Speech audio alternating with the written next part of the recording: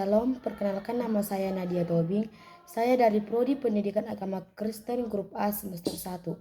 Di sini saya akan menyelesaikan tugas yang diberikan oleh Bapak Dr. Haposan Sidalahi mengenai Kitab Petrus.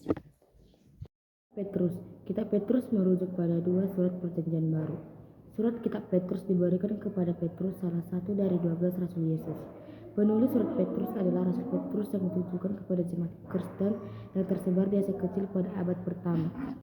Petrus lebih menekankan pentingnya iman yang teguh, hidup yang kudus, dan kasih terhadap sesama.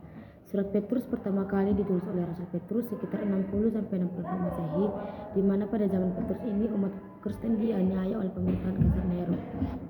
Penganiayaan ini terjadi sekitar 64 tahun Masehi. Penganiayaan tersebut yaitu kebakaran terjadi di Roma, penyiksaan dan eksekusi, penahanan dan penganiayaan di penjara, dan pengusiran dari rumah dan harta benda. Penganiayaan ini terjadi karena umat Kristen menolak menyembah dewa-dewi dari Roma dan mengakui Yesus sebagai Tuhan dan Juru Selamat. Mereka juga menolak praktik-praktik keagamaan Romawi yang bertentangan dengan iman mereka. Penganiayaan ini bertujuan untuk memadamkan agama Kristen dan mempertahankan kekuasaan dan otoritas Romawi. Waktu dan tempat penulisan Kitab Petrus. Waktu dan penulisan Kitab Petrus diyakini ditulis sekitar 60-64 Masehi. Tempat penulisan Kitab Petrus diyakini di Roma. Adapun maksud dan tujuan penulisan Kitab Petrus adalah menguatkan dan memberikan penghiburan dan memberikan pengajaran teologis, mengingatkan tentang identitas dan panggilan Kristen dan melawan pengajaran palsu dan kesesatan.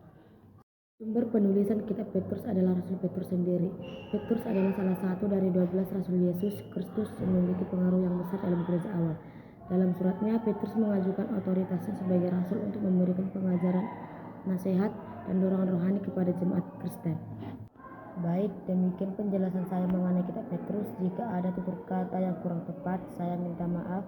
Terima kasih. Shalom.